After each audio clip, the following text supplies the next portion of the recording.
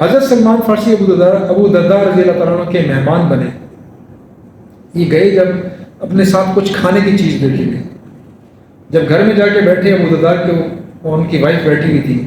تو انہوں نے عجیب سا معاملہ دیکھا. ابو درداء نے کہا میرا روزہ ہے. خاتون کی طرف دیکھا تو خاتون کے بال بکھرے ہوئے تھے, عجیب سے اس گیٹ اپ میں تھی, نیک وہ ینگ خاتون تھی. انہوں نے خاتون سے پوچھا کہ تم نے اپنا حلیہ اس طرح کیوں بنایا ہے؟ اس خاتون نے جواب دیا کہ مجھے جو عربی کا لفظ انہوں نے استعمال کیا اس کا مطلب یہ ہے کہ میرے شوہر کو مجھ سے کوئی لینا دینا نہیں. وہ اپنی دین میں, اپنی عبادتوں میں, اپنے روزوں میں لگا ہوا ہے. ابھی اس کو میرے سے کوئی دلچسپی نہیں, اس لیے میرا حلیہ ایسا ہے. ابھی مجھے اس میک اپ کرنے کی اور اپنے آپ کو بنا سنوار کے رکھنے کی ضرورت نہیں ہے. حضرت سلمان فارسی نے ابو درداء سے کہا کہ یہ کھانا میں اکٹھے کریں گے جو میں لایا ہوں. میں کہ میرا روزہ ہے. کہتے روزہ توڑ دو, نفلی روزہ توڑ دو. انہوں نے ان سے وہ روزہ زبردستی کروایا اور انہوں نے وہ کھانا جو کھانے کو لے کے آئے تھے انہوں نے اکٹھے کھایا.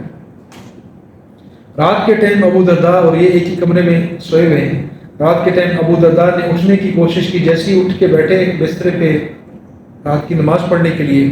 سلمان فارسی نے دور سے ان کو اشارہ کیا, کہ لیٹ جاؤ. کہ رات کی نماز کا ٹائم, نے کہا لیٹ جاؤ. کندھے غصے سے کہا لیٹ گئے. وہ تھوڑی دیر بعد دوبارہ اٹھے کہ شاید سو چکے ہیں, پھر اٹھے, پھر ان کی نظر پڑی, انہوں نے پھر دوبارہ جاگے ہوئے تھے, پھر ان کو اشارہ کیا ابو درداء سو جاؤ. تو 3-4 دفعہ رات کو انہوں نے اٹھنے کی کوشش کی تہجد کی نماز پڑھنے کے لیے. حضرت سلمان فارسی نے ان کو نماز نہیں پڑھنے دی. دن کو دیکھ چکے تھے وہ بیوی کا حلیہ. He wanted to strike balance actually because he knew it from the Prophet sallallahu alaihi wasallam. انہوں نے تہجد کی نماز ابو درداء کو نہیں پڑھنے دی. اگلے دن صبح ابو درداء رضی اللہ تعالیٰ عنہ نبی صلی اللہ علیہ وسلم کے پاس گئے اور انہوں نے ماجرا بیان کیا کہ آپ کے بھیجے ہوئے مہمان سلمان فارسی نے میرا نفلی روزہ توڑوایا اور مجھے رات کو اٹھ کے نماز نہیں پڑھنے دی. حضرت سلمان فارسی کو بلایا گیا. انہوں نے سارا ماجرا بیان کر دی کہ بیوی کا حلیہ میں نے ایسے دیکھا, بیوی نے یہ شکوہ کیا اور میں نے اس کے بعد ان کو بیلنس کرنے کے لیے یہ کیا. نبی صلی اللہ علیہ وسلم نے حضرت سلمان فارسی جو ابھی آئے تھے, جن کی ابھی ٹریننگ سٹارٹ ہوئی تھی, ابو درداء بہت پہلے سے اسلام میں آئے تھے, ان کی کریکشن حضرت سلمان فارسی کے تھرو ہوئی اور نبی صلی اللہ علیہ وسلم نے اس کی بہت زیادہ تعریف کی. نبی صلی اللہ علیہ وسلم کے فرمان سے پتہ چلتا ہے کہ جو ہم 10 دن کا اعتکاف بیٹھتے ہیں رمضان میں, اس کو نبی صلی اللہ علیہ وسلم نے فرمایا کہ یہ اس امت کا جو خانقاہ کے اندر جو رہبانیت پری امتوں میں, عیسائیوں میں اور جیوز میں ہوا کرتی یہودیوں میں, اس امت کی رہبانیت staying away from the society alone, جو پوری زندگی سے گزارتے تھے, اس امت کی رہبانیت صرف یہ 10 دن کا اعتکاف, not more than this. This was the classical balance جو نبی صلی اللہ علیہ وسلم نے لوگوں کو سکھایا. اس طریقے سے انہوں نے لوگوں کو تربیت کی. نبی صلی اللہ علیہ وسلم نے اس غالباً اسی موقع پر جب ان کا تذکرہ ہوا اور انہوں نے تحسین فرمائی تو نبی صلی اللہ علیہ وسلم نے فرمایا ان لنفسک علیک حق وَإِنَّ لِأَهْلِكَ عَلَيْكَ حَقٌّ وَإِنَّ لِرَبِّكَ عَلَيْكَ حَقٌّ. تیرے اپنی جان کا بھی تیرے اوپر حق ہے اور تیرے اہل و عیال کا, تیرے بیوی بچوں کا بھی تیرے اوپر حق ہے. ماں باپ کا تمہارے اوپر حق ہے, تمہارے اہل و عیال کا حق ہے اور تیرے رب کا بھی تیرے اوپر حق ہے. تینوں چیزوں کو بیلنس کر کے چلنا ہے. رب کے حق میں باقیوں کے حق کو نہیں چھوڑنا, اور آج کل تو باقیوں کے حق میں رب کا حق پیچھے رہ جاتا ہے. سب کا بیلنس لے کے نبی صلی اللہ علیہ وسلم چلتے تھے. رب کا حق بھی پورا کیا کرتے تھے. نبی صلی اللہ علیہ وسلم کی اپنی جو روٹین تھی, چونکہ کلاک کا حساب تو نہیں تھا, نہ امن کا معاملہ تھا کہ ہر دن 7 دن اور 30 دن اور پورے سال کے 365 دن ایک ہی روٹین نبی صلی اللہ علیہ وسلم کی چل رہی ہو. ان کی روٹین تو بہت انڈیویٹنگ قسم کی تھی. کبھی جنگیں ہیں, کبھی سیج ہے, کبھی یہ ہے, کبھی وہ ہے. کوئی ایک دن دوسرے دن کی روٹین کے ساتھ نہیں مل رہا تھا. لیکن جو لوگوں نے نبی صلی اللہ علیہ وسلم کی حیات کو ریسرچ کر کے جو اس کا کنکلوژن نکالا ہے, اس کے مطابق جو کہ صدیوں سے چلتا آ رہا ہے, وہ یہ ہے کہ دن کے 3 حصے کیا کرتے تھے. 3 حصے کا مطلب 8 آورس رفلی. اور یہ 8 آورس کا مطلب یہ نہیں کہ گھنٹے میں 1 بجے سے لے کر 8 بجے تک اور پھر 9 بجے سے لے کر 16 بجے تک, ایسا نہیں. ٹوٹل جو ٹائم ہوا کرتا تھا, 1/3 اپنے آپ کے لیے ہوا کرتا تھا, 1/3 فیملی کے لیے ہوا کرتا تھا, اور 1/3 رب کی عبادت کے لیے ہوا کرتا تھا. اس رب کی عبادت پھر یہ 5 وقت کی نمازیں بھی اس کے شامل تھیں, اور رات کی عبادت کھڑے ہو کے جو انہوں نے پکی اپنے اوپر رکھی ہوئی تھی. نبی صلی اللہ علیہ وسلم نے تو فرض کی ہوئی تھی, صحابہ نے آلموسٹ فرض کی ہوئی تھی, اس کو نہیں چھوڑتے تھے. اس کا روٹین وہ جو 8 گھنٹے اسی میں سے پورے ہوتے تھے, اور باقی جو دن کا کاروبار تھا وہ اپنے حصے کا, وہ اپنے جو تھا وہ دن کا کاروبار اس کے اندر شامل تھا. بیوی بچوں کے ساتھ رہنا, صبح شام رات کا جو ٹائم ان کے ساتھ گزرتا تھا, وہ ریمیننگ جو 33% 8 گھنٹے بنتے تھے, اس کا ٹائم اس کے اندر سے گزرتا تھا. اور یوں ان کا کلاسیکل بیلنس جنریٹ ہوتا تھا کہ جس میں رب کا حق بھی پورا ہوتا تھا، مخلوق کا حق بھی پورا ہوتا تھا، اور گھر والوں کا حق بھی پورا ہوا کرتا تھا۔ یہ جو رحمانیت کی روش ہے جو پچھلی امتوں کے اندر تھی، اور جس کو لوگوں نے بعد میں خود اپنی طرف سے سٹارٹ کرنے کی کوشش کی، اور جس کو لوگوں نے تصوف کا نام دینے کی کوشش کی، تصوف اور چیز تھی، اس کو اور چیز بنا دیا گیا،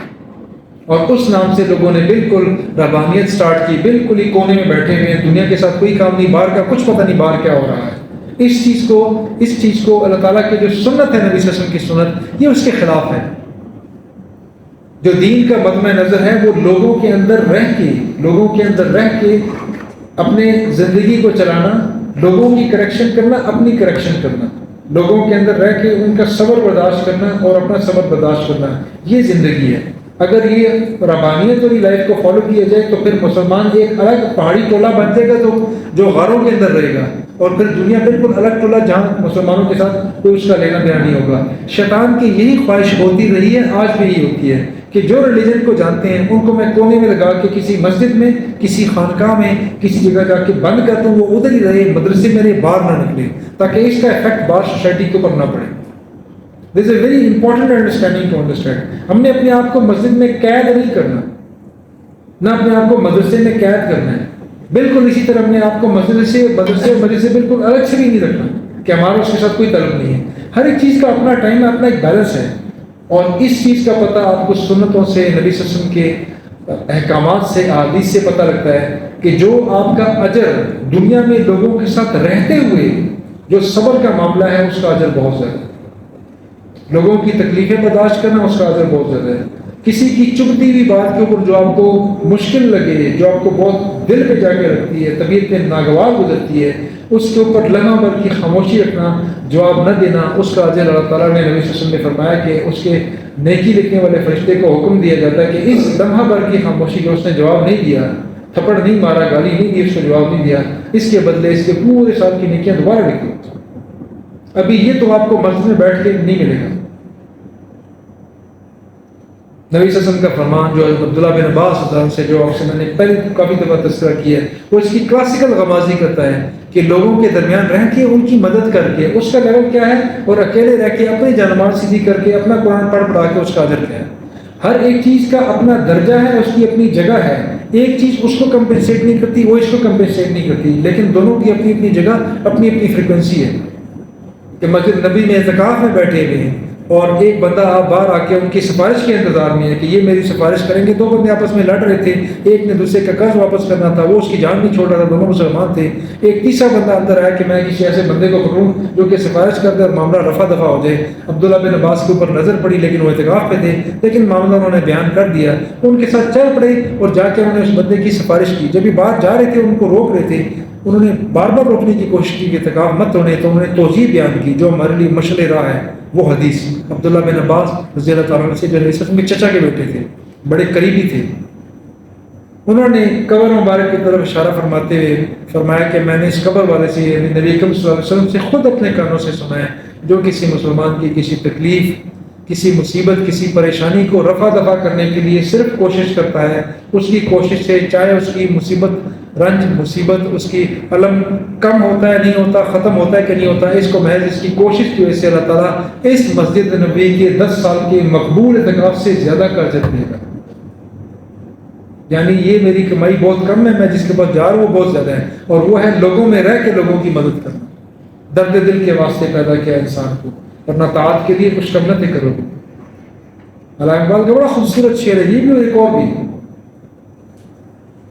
میں اس کا بندہ بنوں گا جس کو خدا کے بندوں سے پیار ہوتا ہے۔ خدا کے بندے تو ہیں ہزاروں، بنوں میں پھرتے ہیں مارے مارے، میں اس کا بندہ بنوں گا جس کو خدا کے بندوں سے پیار ہوتا ہے۔ مخلوق کے ساتھ رہنا، ان کی مصیبتوں پہ خاموشی رکھنا، ان کی کڑوی باتوں کو برداشت کرنا، رشتہ داریوں کو برداشت کرنا، اس کے لیے بھاگنا، جنازوں کے لیے بھاگنا، بیمار کی تیمارداری کے لیے بھاگنا، ان چیزوں کا اجر ان سے بہت زیادہ ہے۔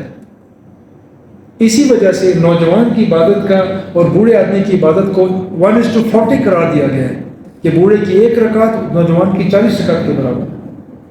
ایک بندہ صرف جنازے کے لیے جاتا ہے، اس کے لیے بہت پہاڑ کے برابر اس کے لیے اجر لکھ دیا جاتا ہے، اور اگر وہ دفنانے تک وہاں پہ انتظار کرے، دفن پہ مٹی ڈال کے نکلے تو اس کے لیے 2 کی رات 2 carats کتنا تھا پوچھا گیا ان کے لیے all part جتنا تو ایک قیرات ہوتا ہے اس کے لیے 2 قیرات this much اجر اس لیے کہ آپ نے ایک آدمی جو اب فوت ہو چکا ہے جب زندہ تھا لوگوں کے لیے بھاگتا پھرتا تھا آج وہ فوت ہو چکا ہے نہ اپنے آپ کو قبر میں ڈال سکتا ہے نہ اپنے اوپر مٹی ڈال سکتا ہے بیکاز اسی راستے سے نکل کے اس نے اپنی جنت کی طرف جانا ہے جدھر بھی اس نے جانا ہے آج وہ لاچار ہے آج آپ سارے مل کے اکٹھے ہوئے ہیں اور آپ اس کو پروٹوکول کے ساتھ اس کی مدد کر کے اس کو دفنا رہے ہیں کل لوگ آپ کو اسی طریقے سے دفنا رہے ہیں لاچار کی آپ نے مدد کی اللہ تعالیٰ نے آپ کو اس کا اتنا اجر دیا آپ نے ایک لاچار مریض کی مدد دی اللہ تعالیٰ نے آپ کو اتنا اجر دیا آپ نے کسی مزدور کی کسی مجبور کی مدد کیا اللہ تعالیٰ نے آپ کو اس کا اجر دیا صبر کے اوپر جو اجر ہے بہت زیادہ ہے انما یوفی الصابرون اجرهم بغیر حساب اللہ تعالیٰ فرماتا ہے کہ میں نے تیار کر رکھا ہے پورا دیا جائے گا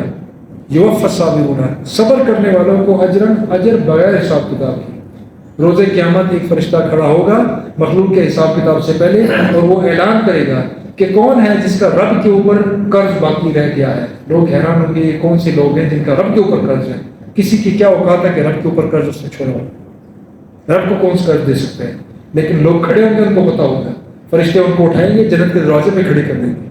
لوگ آپس میں چینی گویاں کریں گے کہ یہ کون سے لوگ ہیں جنہوں نے رب کو قرض دیا ہوا ہے تو فرشتہ رب کے حکم سے فرمائے گا یہ وہ لوگ ہیں جنہوں نے دنیا میں دوسرے کی زیادتی کے اوپر باوجود اس کے کہ ان کے پاس پاور تھی physical power authoritative power upper hand پہ تھے باوجود اس کے کہ اس زیادتی کا بدلہ لے سکتے تھے انہوں نے خاموشی رکھی انہوں نے بدلہ نہیں دیا ان کا رب کے اوپر قرض تھا اللہ تعالیٰ نے قرض واپس کر دیا انما یوفی الصابرون اجرهم بغیر حساب بغیر حساب کتاب کے اجر لیا جائے گا فرشتے آرڈر کریں گے کہ اعلان کر دیں گے رب کی طرف سے کہ ان صبر کرنے والے لوگوں کے لیے آج کوئی میزان نہیں لگایا جائے گا ان کا اعمال نہیں تولا جائے گا اللہ تعالیٰ سب کو اخلاق حسنہ کو پکڑنے کی توفیق عطا فرمائے کہ نبی صلی اللہ علیہ وسلم کا فرمان ہے کہ جنتیوں کی اکثریت خوف خدا اور حسن اخلاق کی اس جنت میں جائے گی خوف خدا اور حسن اخلاق اللہ تعالیٰ میں خوف خدا نصیب فرمائے تقویٰ کی اصل انڈرسٹینڈنگ کو نصیب فرمائے اور تقویٰ کو صرف نفلی عبادات نفلی قرآن اکیلے بیٹھ کے قرآن پڑھنا اکیلے بیٹھ کے عبادات کرنا اور مسجد کے اندر محصول رکھنے کی جو ہم نے خود ڈیفینیشن بنائی ہوئی ہے اس غلط ڈیفینیشن سے ہمیں باہر نکالیں ہم نے دنیا اور دین دونوں کو چلانا ہے دین اصل میں ہے ہی دنیا داری لیکن بہترین طریقے سے دنیا داری ہے یہ دین جو ہے دنیا میں بہترین طریقے سے رہنے کا سلیقہ ہے اللہ تعالیٰ نے خود سورہ حدید کے اندر فرمایا کہ ہم نے دنیا میں رسولوں کو اس لیے بھیجا تاکہ ان کے ساتھ ہم نے بینات بھجوائے اللہ تعالیٰ کی کتابیں بھجوائیں سب کچھ بھجوائے تاکہ لیقوں مناسب تاکہ لوگوں کے درمیان عدل کا معاملہ رکھے فیصلہ عدل کا کرے انصاف کا معاملہ رکھے یہ انصاف کرنا صرف حکمران کا اور چیف جسٹس کا کام نہیں ہے کلکم مسئول کلکم راع وکلکم مسئول عن رعیتہ تم میں سے ہر ایک رعیت والا ہے رعایا والا ہے حکمران ہے اور تم میں سے ہر ایک اس سے اس کی رعیت کے بارے میں سوال کیا جائے گا ایک گھر کا سربراہ جس کے 2 بچے ایک بیوی ہے وہ بھی راہ ہے اس سے بھی پوچھا جائے گا ایک آدمی جس کے 3 نوکر ہے اس سے بھی پوچھا جائے گا ایک ادارے کا سربراہ اس سے بھی پوچھا جائے گا ہر ایک بندہ جو ہے اس کی ذمہ داری ہے اس حدیث کے مطابق ان کا مسئول ہے اور اس سے اس کو پوچھا جائے گا اس نے اپنا حساب کتاب نکلوانا ہے اور خصوصاً جو سرکار کے افسران ہیں ان کے بارے میں نبی صلی اللہ علیہ وسلم کا فرمان کہ تم میں سے ہر وہ شخص جو 10 افراد کے اوپر بھی جس کو حاکم مقرر کیے گئے 10 کا بادشاہ نہیں ہوتا 10 کا گورنر نہیں ہوتا 10 کا ایک لوور لیول کا افسر ہوتا ہے سپروائزر سینیٹری ورکر کا سپروائزر یہ ایڈم کا سٹاف ہے 15 بندے ان کا سپروائزر یہ چیف الیکٹریشین یہ چیف پلمبر یہ چیف جونیئر سیکورٹی سپروائزر یہ 15 بندے سیکورٹی کے ان کے اوپر سپروائزر ہے یہ اس لیول کے اوپر کے لیول کے تو چھوڑ دیں اس کا تو معاملہ ہی ہو رہا ہے نبی صلی اللہ علیہ وسلم کا فرمان ہے جو 10 افراد کے اوپر بھی میری امت سے حاکم مقرر ہوا وہ روز قیامت ایسے لایا جائے گا کہ اس کے ہاتھ اس کے پیچھے بندھے ہوں گے ہاتھ اس کے پیچھے بندھے ہوں گے اس سے امپیچمنٹ ہوگی سوال و جواب ہوگا اور وہ سب کا حساب کتاب دے کر اپنی جان چھڑائے گا کل نفس بما کسبت رہینہ ہر نفس اپنے اعمال کے بدلے رہن رکھا ہوا ہے الا اصحاب الیمین سوائے دائیں ہاتھ میں جن کا نام پکڑا جائے گا وہ بچ جائیں گے باقی سب رہن رکھے ہوں گے اپنے ان گناہوں کا بدلہ دیں گے تو جان چھوڑیں گے تب جا کے نکلیں گے اللہ تعالیٰ سب کو ان چیزوں کو سمجھنے کی توفیق عطا فرمائے